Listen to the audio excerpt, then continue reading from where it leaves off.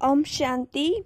महादेव नगर अहमदाबाद से ब्रह्मा कुमारी चंद्रिका बहन जी कहती हैं कि सन 1965 की बात है कि एक दिन ब्रह्म मुहूर्त में करीब 3:30 बजे मैं कुर्सी पर बैठी थी, ईश्वर चिंतन में ही मगन थी।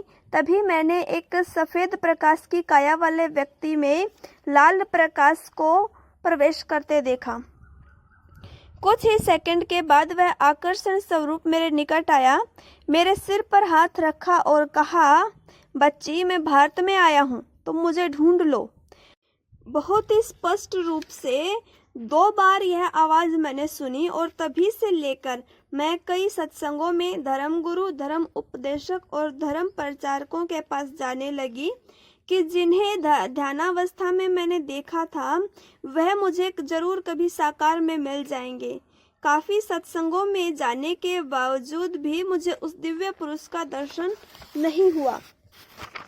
कुछ मास के बाद हमारे नज़दीक ब्रह्मा कुमारी ईश्वरीय विश्वविद्यालय की ओर से साप्ताहिक कोर्स का आयोजन हुआ। हमें भी उसमें जाने का निमंत्रण मिला। जो निमंत्रण देने आए थे उन्होंने कहा कि यहाँ आप जैसी छोटी छोटी बहनें स्वयं भगवान से मिलाने का दावा करती हैं, आप जरूर आइए। हमारे आसपास वाले सभी लोगों को यह मालूम था कि हम काफ़ी भक्ति करते हैं। उन्हों का निमंत्रण सुनकर मेरे माता पिता सहित पूरे परिवार ने तो 7 दिन जाने का फैसला कर लिया, लेकिन मैंने इनकार कर दिया और कहा कि ऐसे भगवान के नाम पर आजकल बहुत निकल पड़े हैं। मेरा अभी किसी में विश्वास नहीं रहा, न ही मुझे भगवान की प्राप्ति के लिए अब और कोई कोशिश करनी है। परिवार से सभी रोज जाया करते थे, लेकिन मुझे कुछ नहीं सुनाते थे। आखिरकार एक दिन पिताजी ने कहा, बेटी तुम भी चलो, तुम्हें बहुत अच्छा लगेगा। उस दिन मैं पिताजी के साथ गई। तब कल्प वृक्ष का पाठ चल रहा था। मैंने चित्र में ब्रह्मा बाबा की तस्वीर देखी और सुना कि परमात्मा शिव इनके तन से गीता ज्ञान दे रहे हैं। इस बात को सुनते ही मुझे कुछ महीने पहले ध्यानावस्था में देखा वो दृश्य याद आ गया और मेरे दिल से यही आवाज़ निकली कि यही है, यही है, यही है जिस छवि को मैं इतने दिनों से तलाश रही थी। मैं 7 दिन का कोर्स पूरा भी नहीं कर पाई, केवल कल्पवृक्ष और 3 लोग के बारे में ही सुना। इसी बीच में गुरुवार को अहमदाबाद के पालड़ी सेवा केंद्र पर मेरा जाना हुआ।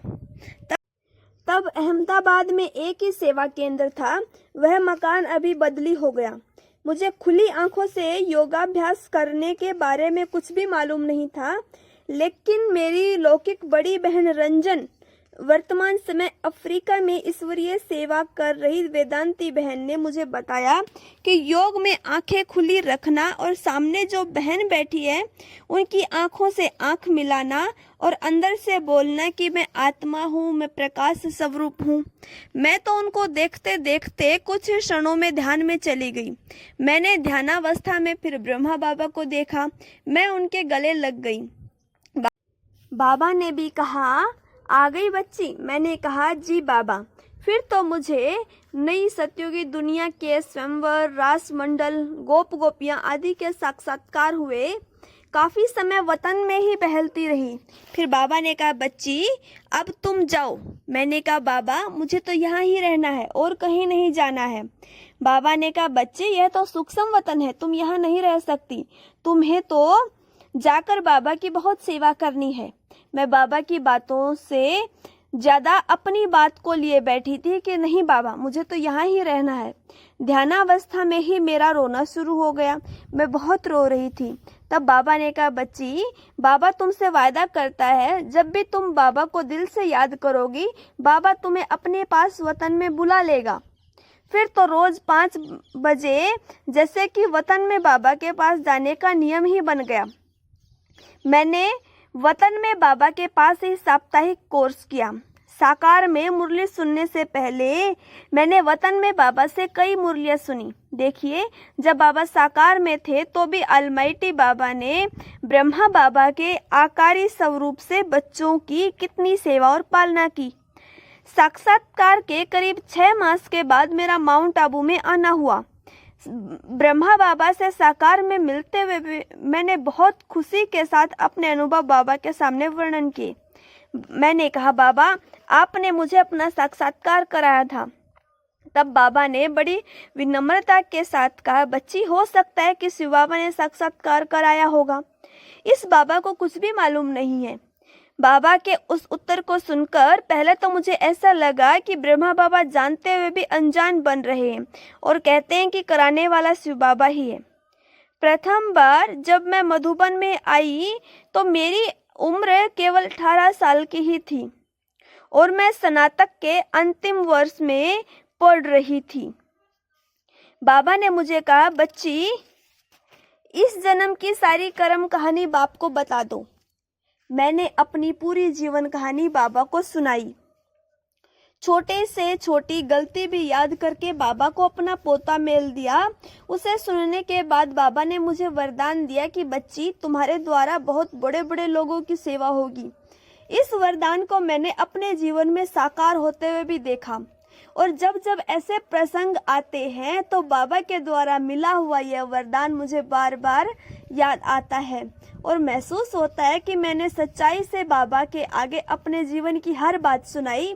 उसी के फल स्वरूप बाबा से मुझे यह वरदान प्राप्त हुआ। जब से मैंने बाबा को देखा मुझे पूरा निश्चय हुआ है कि यह बाबा ही मेरा सर्वस्व है। तब से मैं हर कदम बाबा की आज्ञा से ही रखती थी। कॉलेज की पढ़ाई के समय एनसीसी में मेरा चयन हुआ था। दिल्ली में होने वाली 26 जनवरी की परेड के लिए मुझे 1 मास ट्रेनिंग के लिए दिल्ली जाना था, तो बाबा की राय लेने के लिए मैं अहमदाबाद से आबू आकर बाबा से पूछा, बाबा मुझे 1 मास परेड के लिए दिल्ली जाना है और 1 मास वहाँ रहना होगा, तो मेरे खाने पीने आदि की धारणा का क्या होगा। इतना सुनते ही बाबा ने मेरे से पूछा, अच्छा बच्ची तुमको ड्रिल करना आता है क्या? आज रात्रि क्लास में बाबा को दिखाना। ऐसा कहते हुए लच्छू बहन को बुलाया और कहा, बच्चियों को पहरे वाले की नई ड्रेस निकाल कर देना। मैं तो खुश हो गई क्योंकि शाम को बाबा को ड्रिल दिखानी थी। लच्छू बहन ने मुझे 3 जोड़ी नई ड्रेस दी।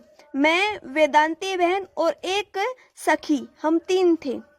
रात्रि में बाबा की क्लास पूरी हुई और बाबा ने कहा कि अहमदाबाद से आई हुई बच्चियां आज ड्रिल करके दिखाएंगी। फिर तो हमने छोटे हॉल में ड्रिल की और बाबा को सैल्यूट दी। बाबा ने भूरी भूरी प्रशंसा की और कहा, तुम्हारे जैसी बच्चियां रूहानी ड्रिल कराना सीख जाएं तो बाबा का नाम बाला हो जाएगा। हम तो बहुत खुश हुई। रात्रि को बाबा से गुड नाइट करके सो गए, परंतु वो सवाल का जवाब तो बाकी रह गया। सुबह हुई, फिर मुरली क्लास के बाद बाबा के पास गई। बाबा से पूछा, बाबा मैं दिल्ली जाऊंगी तो कहाँ रहूंगी और मेरे खान पान का क्या होगा? बाबा मुस्कुराते हुए मुझे देख रहे थे और फिर कहा, बच्ची तुम्हारे जैसी बच्ची 1 और मास का टाइम वेस्ट करेगी? बाबा नहीं चाहता कि तुम्हारा टाइम वेस्ट हो। बाबा की इस बात को सुनते ही मैंने बाबा को कहा, ठीक है बाबा, आप नहीं चाहते हैं तो मैं नहीं जाऊंगी। 2 दिन के बाद बाबा ने मुझे अपने पास बुलाया और कहा, देखो बच्ची, ये कुमार का बच्ची टूर पर जा रही है, तुम उसके साथ जा सकती हो, तेरा बाप छुट्टी देगा? मैंने कहा, जी बाबा। तो बाबा ने मेरा और वेदांती बहन का दादी कुमारका जी के साथ 21 दिन का टूर प्रोग्राम बनाया और उतने समय जितने भी बड़े बड़े सेवा केंद्र थे, जैसे जयपुर, आगरा, दिल्ली, लखनऊ, कानपुर, भोपाल आदि स्थानों पर दादी कुमारका जी के साथ सेवा करने का अवसर मिला। इस प्रसंग से मुझे महसूस हुआ कि हमारे भविष्य की जानकारी बाबा के पास कितनी स्पष्ट थी। दूसरा, अंदर में यह खुशी हुई कि बाबा की आज्ञा के पालन से तथा एक छोटे से त्याग के बदले बाबा ने हमें कितना बड़ा सुअवसर देकर हमारे भाग्य में एक विशेष पार्ट की नोंद कर दी। मैंने दादी जी के साथ 21 दिन रहकर जो कुछ प्राप्तियां की वो अवर्णनीय हैं। सन 1967 में स्नातक पास होने के बाद मुझे एक जगह सर्विस के लिए इंटरव्यू देने जाना था। मैं और वेदांती बहन राय लेने मधुबन गए और मैंने बाबा से पूछा कि बाबा मैं लौकिक सर्विस करूं, इससे तन मन धन से यज्ञ की सेवा करूंगी। बाबा ने मेरे से पूछा, बच्ची नौकरी करोगी तो कितना कमाओगी? 500, 1000, 1500, 2000 कितना कमाओगी? बाबा जानता है ये कोई तुम्हारी वैल्यू नहीं है। बाबा के कहने से हम समझ गए कि बाबा नहीं चाहता कि हम नौकरी करें। उसी घड़ी मैंने और वेदांती बहन ने फैसला कर लिया कि हम जिस्मानी सर्विस नहीं करेंगी, रूहानी सेवा में ही अपना जीवन समर्पित करेंगी। एक बार दोपहर भोजन के बाद मैं अपने बिस्तर पर लेट गई, परंतु मुझे नींद नहीं आई। बार बार एक संकल्प आने लगा कि यदि विश्व का मालिक भगवान ब्रह्मा बाबा के तन में बैठा हुआ है तो 5 मिनट में मुझे बुलाए, तभी मैं समझूं कि शिव बाबा को मेरे दिल की बात पहुंचती है। सचमुच 2-3 मिनट में ही पहरे वाले भाई ने आकर कहा कि चंद्रिका बहन आपको बाबा बुला रहे हैं। बाबा मुझे चंद्रकला कहकर पुकारते थे। मैं खुश होकर बाबा के पास झोपड़ी में पहुंच गई। उस समय बाबा कुछ वत्सों के साथ बैठे थे। बाबा की साधना सर्वोच्च स्तर की थी। ब्रह्मा बाबा जब शिव बाबा को याद करते थे तो इतने मगन हो जाते थे कि बात मत पूछिए। एक बार अंगूर के बगीचे में कुर्सी पर बाबा बैठे थे। आसमान की और बाबा की नजर थी। मैं बाबा के पास आकर बैठ गई। मैंने समझा बाबा को मालूम पड़ जाएगा और बाबा मुझसे बात करेंगे। मैं काफी समय तक बैठी रही, लेकिन बाबा अपनी मस्ती में मस्त थे। फिर मैंने खड़ी होकर बाबा की ओर देखा, लेकिन बाबा मुझे नहीं देख रहे थे। आखिर मुझ में धीरज न रहा और मैंने कहा, बाबा मैं आपसे मिलने आई हूँ। तब बाबा ने कहा, अच्छा बच्ची तुम कब आई? मैंने कहा, बाबा मैं तो कब से यहाँ बैठी हूँ। तो बाबा ने कहा, यह बाबा तो शिव बाबा को याद कर रहा था। अच्छा बोलो बच्ची क्या सेवा है? बाबा ने मुझे कॉलेज में जाकर सेवा करने को कहा था, तो मैं भाषण तैयार करके आई थी। मैंने बाबा को कहा, बाबा योग के विषय पर मैंने भाषण तैयार किया है। सुनते ही बाबा ने कहा, अच्छा बच्ची बाबा को सुनाओ। मैंने करीब 10 मिनट बाबा को अपना तैयार किया हुआ भाषण सुनाया। तब बाबा ने कहा, बच्ची तुमने तो बहुत अच्छा भाषण तैयार किया है, ऐसे युक्त युक्त समझाना चाहिए। इससे मैंने ये अनुभव किया कि बाबा अपनी साधना में लवलीन रहते हुए भी समय पर बच्चों को योग्य सेवाधारी बनने का मार्गदर्शन देते रहे और सेवा में उपस्थित होते रहे। यज्ञ पिता ब्रह्मा बाबा यज्ञ के हर एक छोटे बड़े कार्यों की देखभाल करते थे। एक बार मैं भंडारे में बैठे बैठे मूंगफली छील रही थी। हम कई जने थे, धीरे धीरे करके सब चले गए। मैं अकेली सेवा कर रही थी। इतने में मैंने देखा कि मेरे पास कोई बैठा है और आवाज आई कि बच्ची चलो बाप तुमको मदद करने आया है। मना करने के बाद भी बाबा बैठ गए और मूंगफली छीलने लगे। कुछ मिनटों के बाद देखा कि सभी जने धीरे धीरे वापस आकर बैठने लगे। बाबा को देखकर सभी ने सेवा में अपना हाथ बढ़ाया। बाबा ने किसी को कुछ भी नहीं कहा, लेकिन स्वयं करके बच्चों को सिखलाया। एक बार बाबा आंगन में खड़े थे। मैं बाबा के पास जाकर खड़ी हो गई। बाबा का कद तो बहुत ऊंचा था और मैं बहुत छोटी थी। जब मैंने बाबा से कुछ कहा तो बाबा एकदम काफी झुक गए और कहा, बच्ची बोलो बाबा से क्या काम है। छोटों को भी बाबा बहुत सम्मान देते थे। बाबा के अव्यक्त होने से 1 मास पहले मैं पार्टी लेकर मधुबन गई थी। जब बाबा से छुट्टी ले रही थी तो बाबा काफी समय तक मुझे दृष्टि दी और गोसून कमसून की टोली दी। बाबा से जब विदाई लेकर मैं निकली तो मेरे मन में एक संकल्प बार बार आने लगा कि मानो बाबा मुझसे कह रहे हैं, बच्ची इस बाबा को इस रूप में फिर तुम कभी नहीं मिलेंगी। कितना रोकने के बाद भी वो संकल्प अधिक जोर से आने लगा। मुझे बहुत रोना आया कि ऐसा व्यर्थ संकल्प पता नहीं मेरे मन में क्यों आ रहा है। मैं अहमदाबाद पहुंची। जब भाई बहनें मुझसे मधुबन का अनुभव पूछते थे तो मेरे मुख से यह बात बार बार निकल आती थी, जिससे सुनकर लोग मेरे से नाराज होते थे कि तुम ये क्या बोल रही हो। मुझे अंदर आ रहा था कहीं बाबा हमें छोड़कर चले ना जाए। ठीक 1 मास के बाद 18 जनवरी 1969 को रात्रि 9 बजे हमें समाचार मिला कि ब्रह्मा बाबा साकार शरीर त्याग वतन में चले गए। 1 मास पूर्व बाबा ने अपनी दृष्टि से ही एहसास करा दिया था कि बाबा अब साकार में अधिक समय नहीं रहेंगे।